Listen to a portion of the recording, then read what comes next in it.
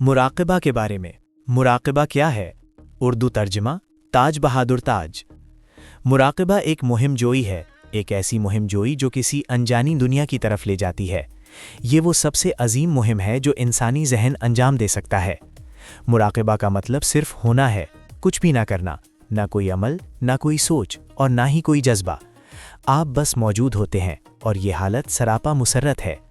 जब आप कुछ कर ही नहीं रहे तो ये मुसर्रत कहाँ से आती है? ये कहीं से नहीं आती, या यूं कह लें कि ये हर जगह से आती है। इसका कोई ज़ाहिरी सबब नहीं होता, क्योंकि कायनात की फितरत ही खुशी और सरूर से बनी है। मुशाहिदा, मुराक़िबा की रूह।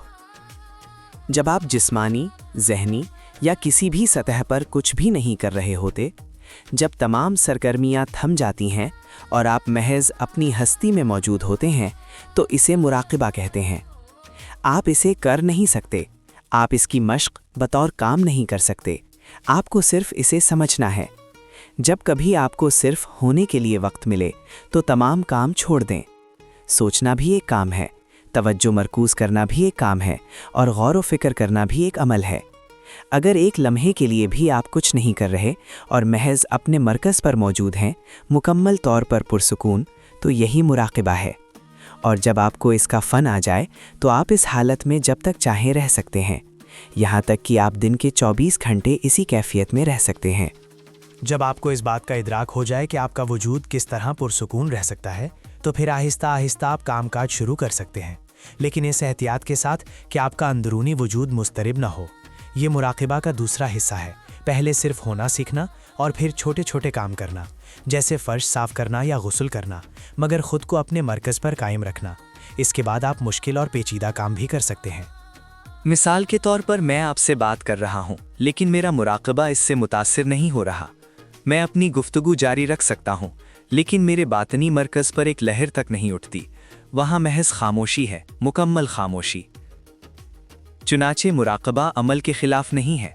इसका ये मतलब नहीं कि आप ज़िंदगी से फ़रार इख्तियार कर लें। ये महज आपको ज़िंदगी जीने का एक नया ढंग सिखाता है। आप तूफ़ान के मरकज़, वो जगह जो पुरसुकून होती है, बन जाते हैं।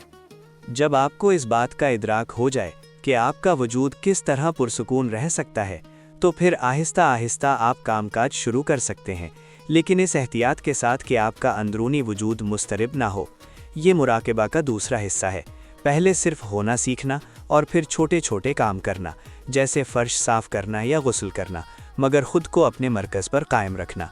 इसके बाद आप मुश्किल और पेचीदा काम भी कर सकते हैं। मिसाल के तौर पर मैं आपसे बात कर रहा हूँ, लेकिन मेरा मुराक़िबा इससे मुतासिर नहीं हो रहा। मैं अपनी गुफ्तगू जारी रख सकता हूँ, लेकिन मेरे बातनी मरकज़ पर एक लहर तक नहीं उठती। वहाँ महज खामोशी है, मुकम्मल खामोशी। चुनाचे मुराक़िबा अमल के ख़िलाफ़ नहीं है। इसका ये मतलब नहीं कि आप ज़िंदगी से फ़रार इख्तियार कर लें। ये महज आपको ज़िंदगी जीने का एक नया ढंग सिखाता है। आप तूफ़ान के मरकज़, वो जगह जो पुरसुकून होती है, बन जाते हैं। आपकी ज़िंदगी मामूल के मुताबिक चलती रहती है, बल्कि वो ज़्यादा शिद्दत, ज़्यादा खुशी, ज़्यादा वाज़े बसीरत और ज़्यादा तख्लीकी सलाहियतों के साथ आगे बढ़ती है। मगर फिर भी आप अलग थलग रहते हैं, जैसे पहाड़ी पर बैठा कोई देखने वाला हो, जो अपने इर्द गिर्द होने वाले तमाम वाक़यात को महज देख रहा हो। आप करने वाले फ़ाइल नहीं रहते, बल्कि आप मुशाहिदा करने वाले बन जाते हैं। मुराक़िबा का सारा राज यही है कि आप महज एक नाज़िर या मुशाहिदा करने वाले बन जाएं। दुनियावी काम अपनी जगह जारी रहते हैं, इसमें कोई हरज नहीं। लकड़ियाँ काटना हो या कुएं से पानी निकालना, आप छोटे बड़े तमाम काम कर सकते हैं। सिर्फ एक बात की इजाज़त नहीं है, और वो ये कि आपका अपने मरकज़ पर कायम रहना ख़त्म नहीं होना चाहिए। वो आगे वो निगहबानी बिल्कुल साफ़ और गैर मुतज़लज़िल रहनी चाहिए। यहूदियत में हसीडिज़म के नाम से एक बागी सूफियाना मकतबा फ़िक्र गुज़रा है। इसके बानी बाल शेम एक नायाब हस्ती थे। वो आधी रात के वक्त दरिया से वापस आ रहे थे। ये उनका मामूल था, क्योंकि रात के वक्त दरिया पर मुकम्मल सुकून और खामोशी होती थी। वहाँ वो महज बैठे रहते थे, कुछ किए बगैर, सिर्फ अपना मुशाहिदा करते, इस मुशाहिदा करने वाले को देखते। इस रात जब वो वापस आ रहे थे तो एक अमीर आदमी के घर के पास से गुजरे, जहाँ दरवाजे पर एक चौकीदार खड़ा था। चौकीदार हैरान था, क्योंकि हर रात ठीक इसी वक्त ये शख्स वापस गुजरता था।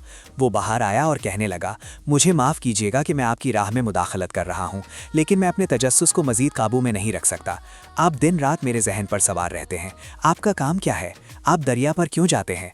میں نے کئی بار آپ کا پیچھا کیا ہے لیکن وہاں کچھ بھی نہیں ہوتا، آپ گھنٹوں وہاں بیٹھے رہتے ہیں اور آدھی رات کو واپس آ جاتے ہیں۔ بالشیم نے کہا، میں جانتا ہوں کہ تم نے کئی بار میرا پیچھا کیا ہے، کیونکہ رات اتنی خاموش ہوتی ہے کہ میں تمہارے قدموں کی چاپ سن سکتا ہوں، اور میں یہ بھی جانتا ہوں کہ تم ہر روز گیٹ کے پیچھے چھپتے ہو۔ لیکن بات صرف یہ نہیں کہ تم میرے بارے میں متجسس ہو، میں بھی تمہارے بارے میں جاننا چاہتا ہوں۔ تمہارا کام کیا ہے؟ اس نے جواب دیا، میرا کام؟ میں ایک معمولی چوکیدار ہوں۔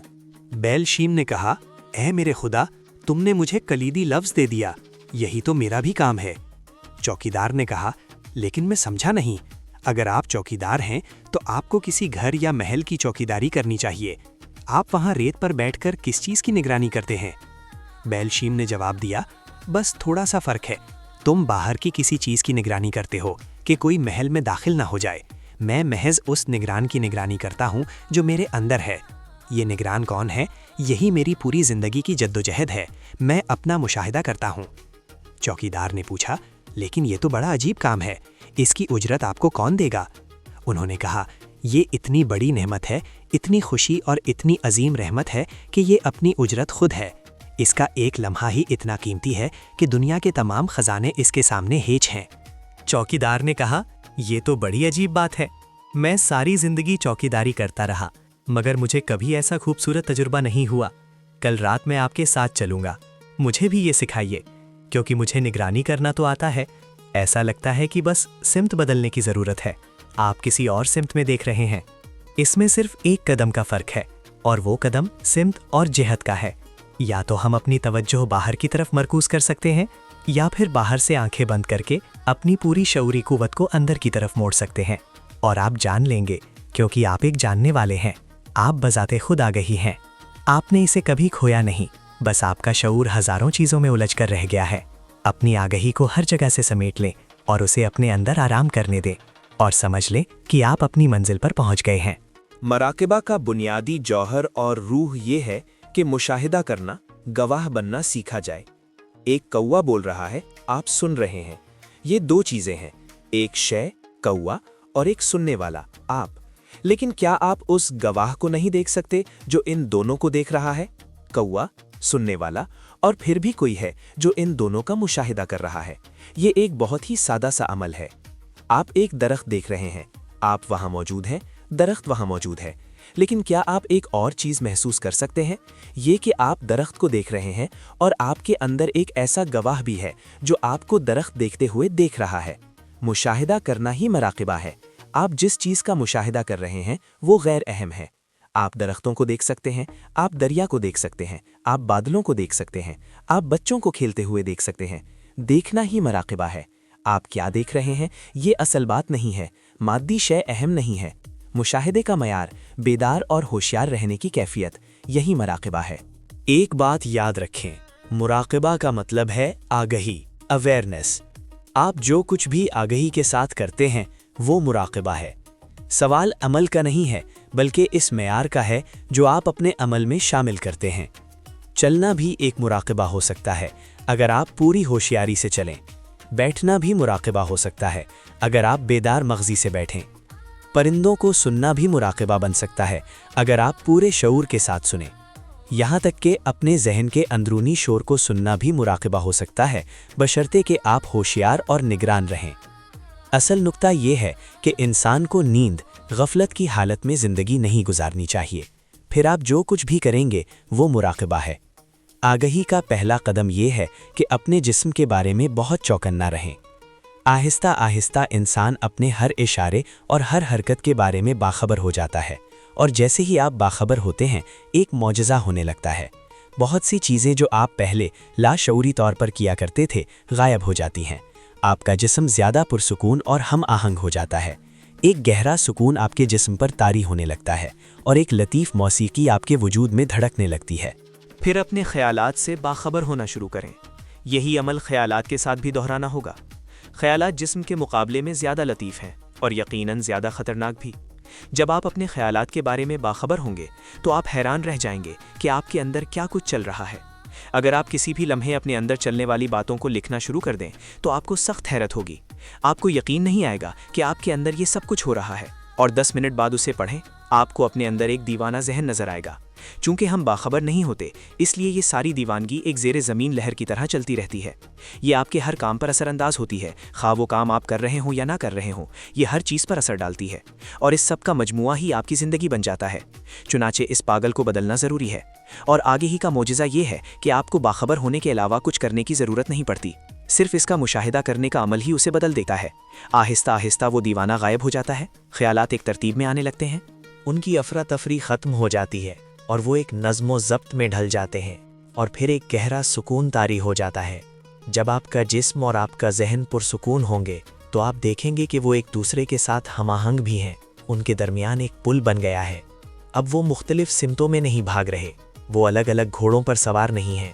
پہلی بار ایک تال میل پیدا ہوتا ہے، اور یہ تال میل تیسرے قدم پر کام کرنے میں بہت مدد دیتا ہے، اور وہ قدم ہے اپنے احساسات، جذبات اور مزاج موڈ سے باخبر ہونا۔ یہ سب سے لطیف اور مشکل ترین طے ہے، لیکن اگر آپ خیالات سے باخبر ہو سکتے ہیں تو یہ صرف ایک قدم مزید آگے ہے۔ تھوڑی زیادہ گہری آگہی کی ضرورت ہے، اور آپ اپنے جذبات اور احساسات کا عکس دیکھنا شروع کر دیتے ہیں۔ جب آپ ان تینوں جسم، ذہن اور جذبات سے باخبر ہو جاتے ہیں تو یہ سب مل کر ایک اکائی بن جاتے ہیں۔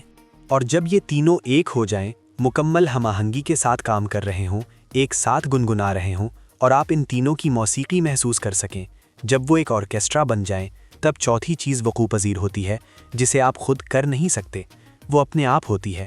یہ کائنات کی طرف سے ایک تحفہ ہے، ان لوگوں کے لیے ایک انعام ہے جنہوں نے پہلے 3 مراحل مکمل کر لیے ہیں، اور چوتھا مرحلہ وہ آخری آگہی ہے جو انسان کو بیدار، اویکن کر دیتی ہے۔ انسان اپنی آگہی کے بارے میں بھی باخبر ہو جاتا ہے، یہی چوتھا مقام ہے۔ یہی وہ مقام ہے جو کسی کو بدھ یا بیدار انسان بناتا ہے، اور صرف اسی بیداری میں انسان کو معلوم ہوتا ہے کہ اصل سرور، بلس کیا ہے۔ جسم لذت کو جانتا ہے، ذہن خوشی کو پہچانتا ہے، دل مسرت سے واقف ہے، مگر یہ چوتھا مقام سرور سرمدی کو جانتا ہے۔ یہ سرور ہی سچائی کے متلاشی کا اصل مقصد ہے، اور آگہی اس تک پہنچنے کا راستہ ہے۔ اہم بات یہ ہے کہ آپ نگران رہیں، آپ مشاہدہ کرنا نہ بھولیں، آپ بس دیکھتے رہیں، دیکھتے رہیں، دیکھتے رہیں، اور آہستہ آہستہ جیسے جیسے مشاہدہ کرنے والا آپ کا اندرونی وجود زیادہ مضبوط، مستحکم اور غیر متزلزل ہوتا جائے گا، ایک تبدیلی رونما ہوگی۔ وہ چیزیں جن کا آپ مشاہدہ کر رہے تھے غائب ہو جائیں گی۔ پہلی بار مشاہدہ کرنے والا خود مشاہدہ بن جاتا ہے، دیکھنے والا خود دیکھی جانے والی چیز بن جاتا ہے۔ آپ اپنے اصل گھر پہنچ چکے ہیں۔ مراقبہ کا شگوفہ بن کر کھلنا۔ مراقبہ کوئی ہندوستانی طریقہ کار نہیں ہے، اور نہ ہی یہ محض ایک تکنیک یا فن ہے۔ آپ اسے رٹ کر یا کسی سے مانگ کر سیکھ نہیں سکتے، یہ ایک ارتقاء ہے، ایک بالیدگی ہے، یہ آپ کی مجموعی زندگی کے اندر سے، آپ کی پوری ہستی کی کوکھ سے جنم لینے والی نشوونما ہے۔ مراقبہ کوئی ایسی چیز نہیں ہے جسے آپ کی موجودہ شخصیت کے اوپر سے لاگو کیا جا سکے، اسے آپ میں شامل نہیں کیا جا سکتا، یہ صرف ایک بنیادی تبدیلی اور مکمل کایا پلٹ میوٹیشن کے ذریعے ہی آپ تک پہنچ سکتا ہے۔